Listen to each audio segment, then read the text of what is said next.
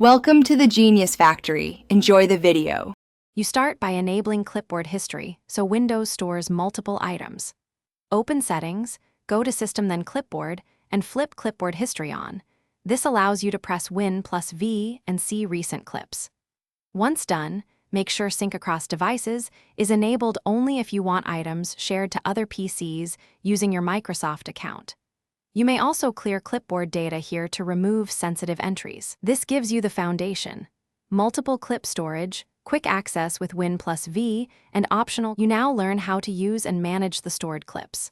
Press Win+V to open the clipboard panel. Click any item to paste it where your cursor is. This is faster than switching apps. Once you have important text or images, pin them so they persist even after restarting. Make sure to unpin when no longer needed. To remove clutter, click the three dots next to an entry to delete it, or choose Clear All to wipe history, useful for privacy between tasks or accounts. You finish with advanced tips and a key troubleshooting step. If you want clips on multiple machines, enable Cloud Sync so items propagate via your Microsoft account.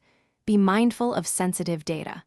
For features like search, categories, or larger clip sizes, consider a reputable third-party manager. Make sure it encrypts data. If the clipboard stops working, restart the clipboard service by toggling clipboard history off then on, or sign out and sign in. This usually restores Win+V functionality quickly.